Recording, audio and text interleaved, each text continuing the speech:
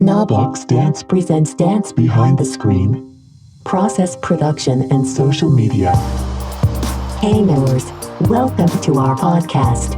We are Knobloch's Dance, a social media-based company.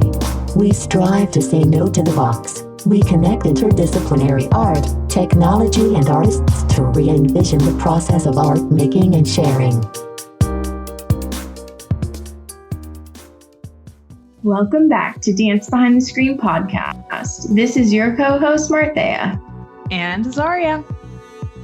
We are continuing with our conversations at the Women in Dance Leadership Conference here in Philadelphia, and we are very excited to share with you our conversation with Roxana Barba. Roxana Barba! You almost jumped into that song. Roxana. We just sing the rest of the podcast. Sorry, we won't do that to you. Neither one of us are singers. Exactly. But we got to see this beautiful dance film and talk to this beautiful artist and her partner, Claudio. The name of the dance film is Pisadas y Manzanilla. Yes, so that was the film that was actually screened here at the Women in Dance Leadership Conference. And it was a really cool process for us because typically we conduct most of our interviews over Skype, but for this conversation, we got to both actually go watch the film, see the Q&A, and then speak with Roxana Barba after the film. So it was a really cool process, and we actually got to dig really deep into why she created this film and why Cuba, because this film was filmed in Cuba. Yes, the footage was so raw and beautiful and emotional. I wish I could show it to you all, but go to her website. She has some awesome video clips and pictures. And, without further ado, let's get into it.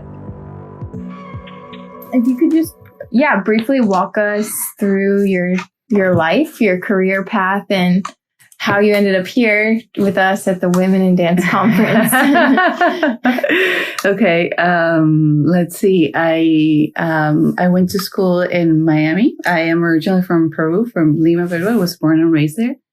And I started my first year of undergrad in visual arts in a Universidad Católica in Lima, Peru. Mm-hmm. But I moved because there was some political turmoil a few years before we moved, but the residency visa, which was kind of like a family petition, kicked in years later. Mm-hmm. And I was sort of given no choice but to move to Miami. So it was difficult at the beginning, the cultural, transition. Right. But I was very lucky to be able to go to the school where I went to. Mm-hmm. And I started in visual arts, but a year after I transferred to dance. And that's one of the things that I loved about that school, that all the disciplines could intermingle, not as far as, graduating with a mixed degree, but as far as connecting and maybe working and playing around with musicians or people who are not necessarily in your field. So then right after I graduated, I moved to Mexico, where I moved at that time with my boyfriend from college, mm-hmm. who was invited to work in Mexico. And when I visited, I fell in love with Mexico City because it was such a familiar place for me coming from South America. Mm-hmm. And I ended up staying there 5 years. Had my son there, and I toured and performed with a couple of Mexican dance companies and taught a little bit. And then I moved back to Miami, which worked out well because in those years, there was a lot of growth in terms of the arts community. Many more things started to happen. So when I came back, after graduating from school, I saw things that were not happening before. And there was also even more diversity. Miami's an incredibly diverse place, but there was even more diversity when I came back. There were, there's a strong, of course, Cuban community, right. Mm-hmm. But now when I came back, there were Brazilians, there were Argentinians, there were... and that's in a 5-year span? Sure. Yes. Oh, okay, and every year it keeps growing. Right. One year we get, and sometimes because of very unfortunate circumstances, Right. it may be a hurricane, it may be political reasons, but Venezuelans, of course, there's a very strong community, Peruvians too. Mm-hmm. So that's one of the things that I love about Miami, that I can still, be part of this bigger Latin American family that I so need. In addition to to living in the U.S. too. So then when I came back, I wanted to shift a little bit more into arts administration. I wanted to learn certain skills, and it was more so for financial stability for my son, for our family. So I put the dancing aside for some time, and I really had to focus on how am I going to get a full-time job, because I haven't done that. I don't have the skills. I've been dancing this whole time, and it took a while, but it happened, and I had a great job with a nonprofit arts organization called Arts for Learning, where I was able to manage many after-school programs, and where artists would come and do residencies in schools, and they would continue their own body of work, but with children. And we would, it was kind of like a collaborative design of curriculum. And it was fun, and I would carry costumes in my car, and I would schedule. So it was kind of like okay. And then I got invited to be part of a dance project with choreographer Letty Bassart, who is one of the choreographers that I admire. And she, she brought it back from me. She really allowed me to go back to dancing, to go back into my body. She had a long process where we may have worked on the piece 6 to 8 months, something like that. So then, I continued working the full time. I changed to another full time. And then I met Claudio Marcotuli, who is my fiance now, and who is a filmmaker. And he started, to tell me, let's play around with some ideas. And at the beginning, I was like, no. I was a little shy about the whole thing about mixing dance and film. It's so hard to believe.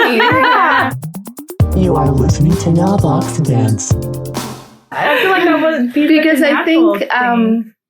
I think that I was trying to do my job so seriously, the whole arts admin thing, and I was in that mentality, and no, I'm doing this, and I'm actually serving artists. Did it feel too much like play to you? Yes, it felt like that. It felt like that. It totally felt like that. So one day he convinced me, we jumped into the car and we started just shooting, and, wherever we would, like, oh, let's try something in there. And we had a blast, and I was sweating, and I was like, oh my God, I was like a little girl. So when are we going to do this again? And then we started posting little things here and there on Instagram. It was like 5 years ago or 4 years ago, something like that. And our friends started saying, what is that? What is that? And I was still very shy about the whole thing. Up until I saw a clip of something that sort of like told me, oh wait, there's something there. This is not just play. There's like something there. So we went back to continue working on that idea, which ended up being my first dance film called Heron, Heron, Heron. And it was a dance film that was developed site specifically in a place that's called the Little River, that is also a bird sanctuary. And there was this wounded heron by the river, by a bypass where you find it's I-95 is like a 10-lane highway, and it's a place where Claudio took me because he was studying the light under the bridge and the reflection on the water. And he had been very curious about that place. So we went there and we had this encounter with the heron, and then this whole thing came out of that, and we ended up making the film. From then, we worked on a second film that he directed and wrote, and I produced. And it was a major undertaking because this time we were working with a team of over 50 people. And it was way over my head. But they were all amazing artists that fully, committed to their project. We had a small budget, but the project was incredibly ambitious. We rigged a refrigerator from a tree because there was like a fly-in scene. Claudio built this huge ramp in the backyard of our house for the dancer to be able to work on an inclined ramp and have, the gravity pushing against her and all these things. And it ended up being a 20-minute experimental film with dance on camera scenes that we're very proud of, that has been in several festivals and the Miami Film Festival, and taught us a lot, taught me a lot. And then this other film, which is called Pisadas y Manzanillas, we shot in Cuba. Should I stop, or I feel like I'm no, we're just fascinated. And your face just keeps lighting up too as we're getting into deeper and deeper. Okay, let me go back into it. Could you repeat the title of the film? I don't want to mispronounce it. Pisadas y Manzanillas. Footsteps and chamomile. Yes. Yeah, you kept saying footsteps. Footsteps, right. So we had the opportunity to go to this improvisation festival that's called 305 Havana Improv Film Festival. That's organized by Alexei Taran and Carla Forte, who invited us to show another film. This is the one in Cuba. This is the one in Cuba that you talked about earlier. We were actually going back for the second year with a second film. The first year Claudia was invited to show a film. I came along because they do improvisation workshops, and that's where I met Anneli, who ended up being the dancer. The performer. So the second year when we came back, I wanted to shoot something while we were there.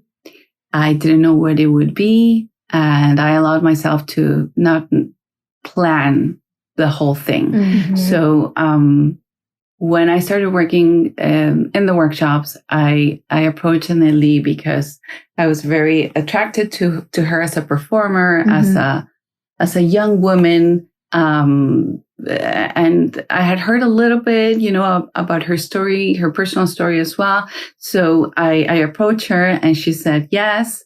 And we agreed to meet on the street, on the street that we had both scouted, and we had, meaning Claudio, cinematographer, and I, we both sort of like handpicked where we would shoot. And she gave us a blessing. Yes, these are safe spots where we can just pull out the camera and shoot. It started raining, so we had to be a little watchful of that. But the idea was that we originally started just working off of the premises that we had been working on this improvisation workshops, where we were working on weight, fluidity of articulations, and the concept of waiting.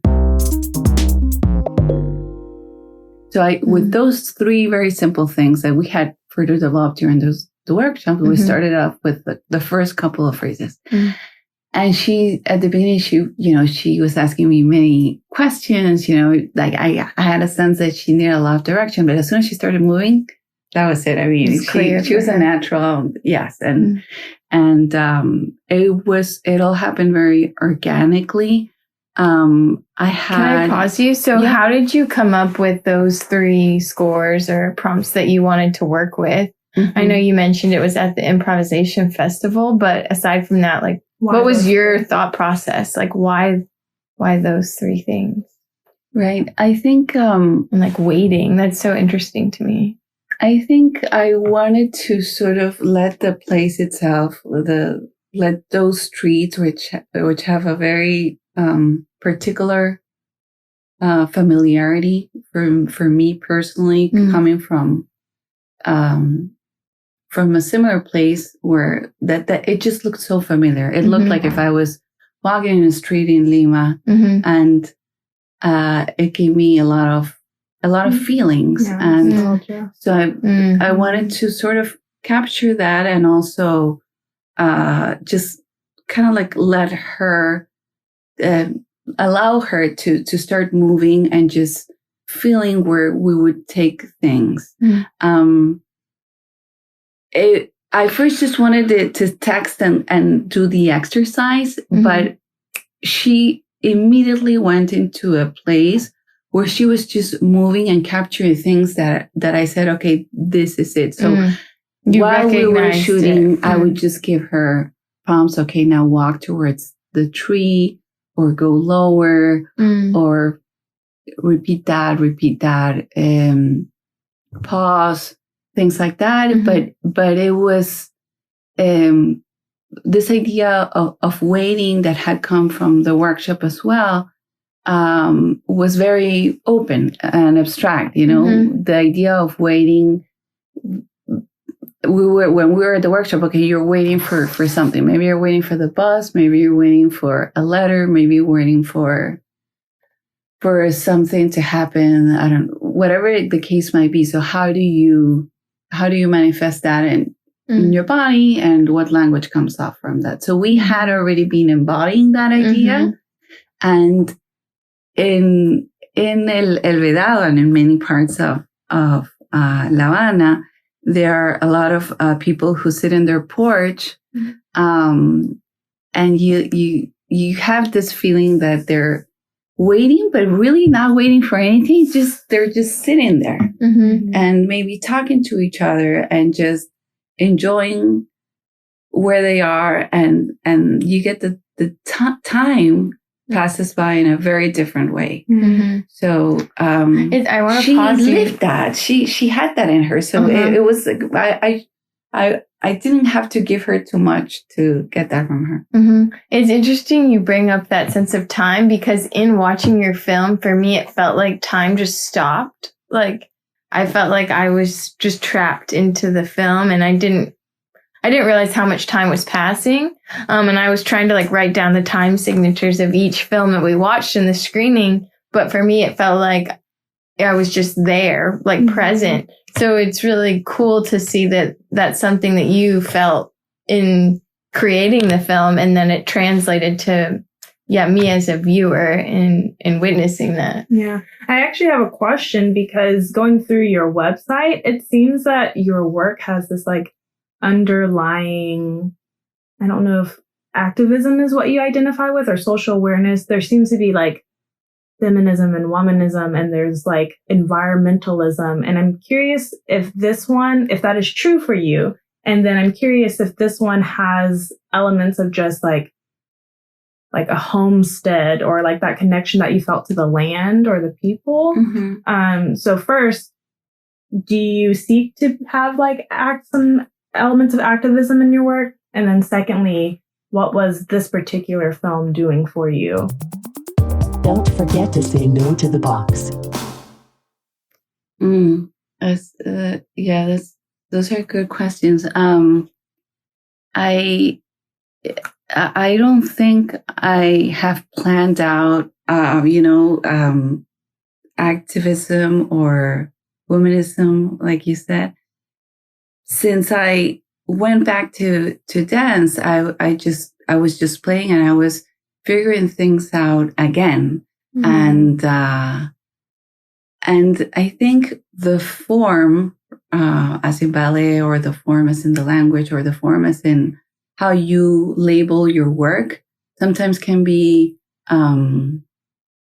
constraining, right? Confining, and I can fall into that, because I work with words, and I work with grants that talk about work, and so even though I think I know how to do that when I want to do that, when I need to do that, with my work, I just like you're just you, right? It's not Yes. like a mission that you're trying to achieve. You're Yes, just doing what's and it's true sort to of yourself. like I think it comes out. And How do you let that happen?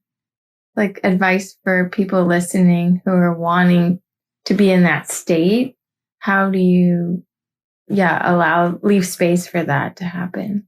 I think that, for example, in my case, when I started working on this silly Instagram clips that actually led me to develop a piece of work that I'm proud of.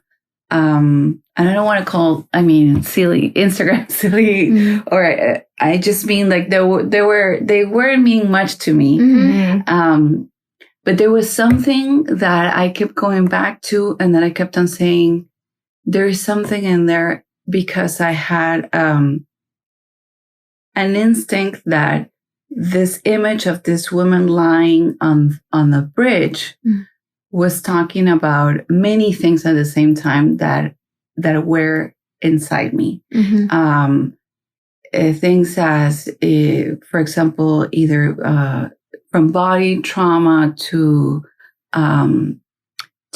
feeling marginalized, or to seeing homeless people over and over under the bridge. I mean, all of these things, women who are violated, all of these things were coming together, but at the same time in a relationship with a bird who was there and perhaps had some other resonance. I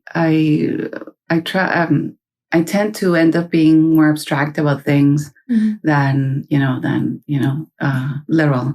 So anyhow, what I'm trying to say is to try to find whatever resonates with you, and if that's difficult, to try many different things until that happens. There's a lot of work that I admire and I love and I look up to. And maybe it influences me, but and maybe you'll mimic, without wanting to or not, because we're all part of the same visual landscape. Right. We're all scrolling through our phones. We're all seeing similar things, but I guess at one point things may start to come together. And to be honest with you, I think I'm not even there yet. My body of work is still, I think, slowly building. And the whole environmentalism has come mainly because of my collaboration with Claudio, who is an artist whose work is very, very much connected with nature.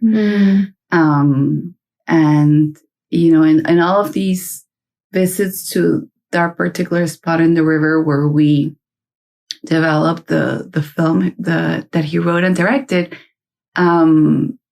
I realized many more things about the human nature connection that I hadn't realized before. And through the film that he directed as well, and I produced, I sort of developed another awareness that, then has become a little bit more into a stronger sense that we all need to be much more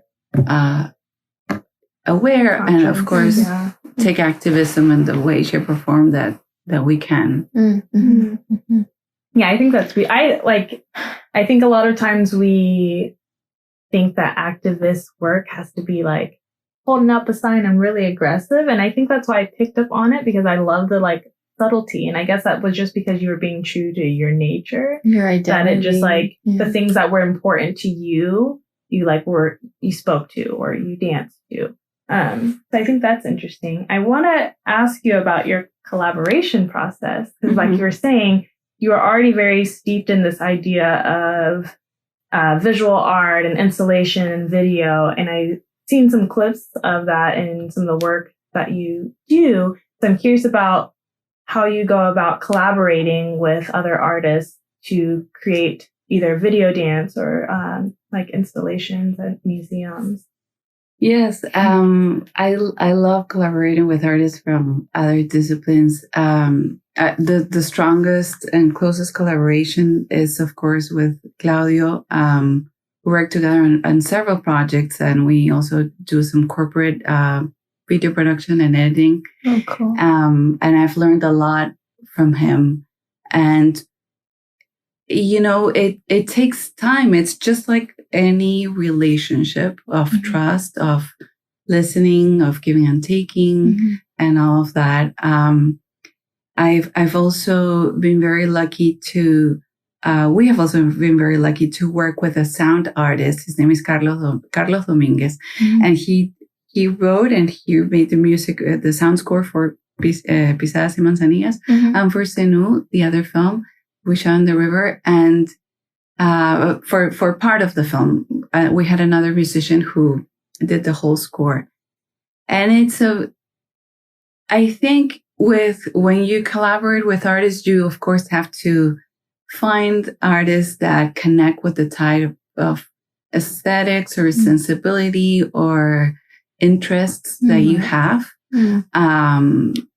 Not everybody is going to, like your work and vice versa. So I think that's very important. And then I think you just have to let it happen and hope that they're going to get what you're trying to do and maybe even surprise you with something else that you weren't thinking that could happen. And that has happened with the sound from Carlos Dominguez. We've also recently worked on a performance installation that we did for an architects for AIA. They're the Association of International Architects in Miami, and they had this ceremony, this award ceremony, and they gave us this huge space and wanted to offer an artistic experience for people to pass through. So we came up with this performance installation that played with experiments of Bauhaus and domestic living and design. So we played, for example, with a modular ottoman. We made a series of choreographies, and we designed this scene with 2 kitchen stoves where we were also playing along with a video projection that had Muhammad Ali, because Muhammad Ali stayed in the place where we were doing this thing. So, I mean, just layering in many, many elements. And we worked with visual artist Liliana, who designed this Bauhaus-inspired costumes for us. And she also did most of the set. Claudio did the video projections.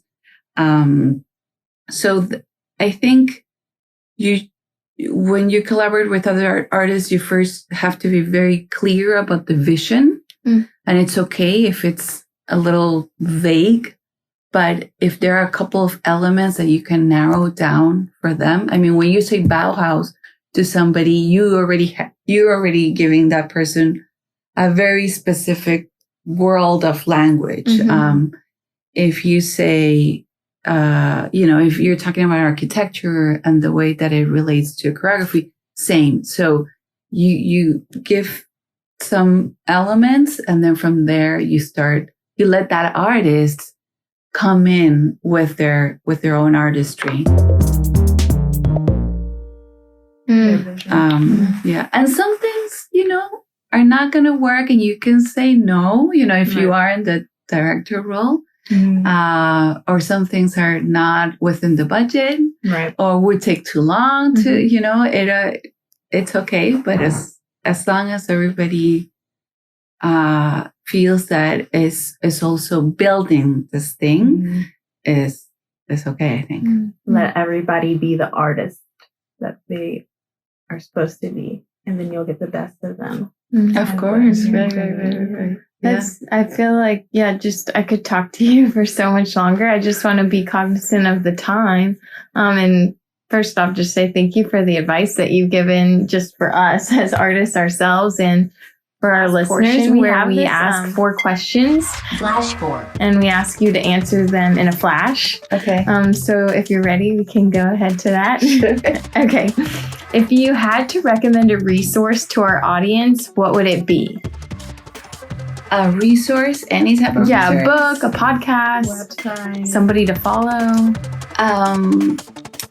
Yes, there are a couple of things out there.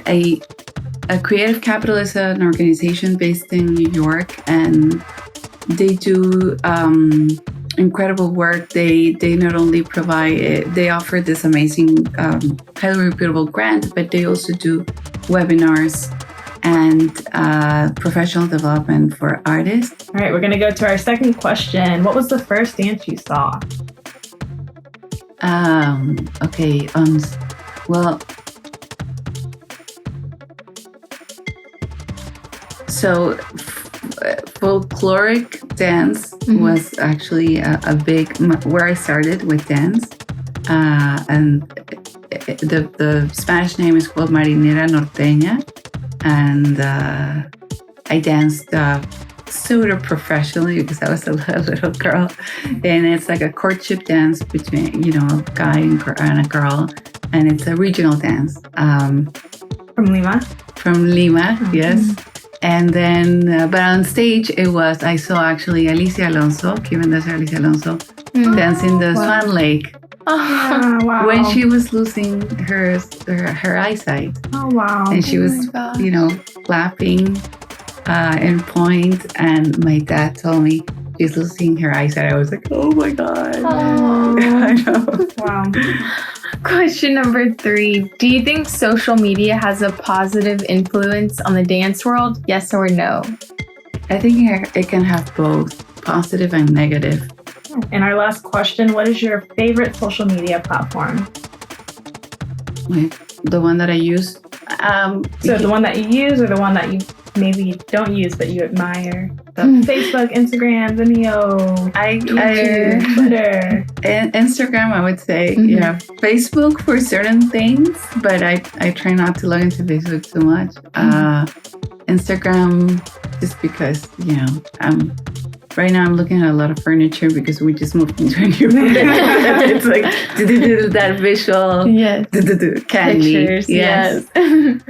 Well, it was a pleasure interviewing you today. Oh, thank you both. Yeah, Thank you. We hope to stay connected with you and see more of your films. Yes. Thank you. Awesome. Thank you. Thank you for having me. It was my great pleasure, and best of luck to you both. Great. This is a Thank you. lovely project. Thank you. Thanks for taking your time to tune into Dance Behind the Screen, a bi-monthly interview series where we go behind the screen to question process, product, and social media. Be sure to follow us on social media at KNOW Box Dance. See you next time, and don't forget to say no to the box.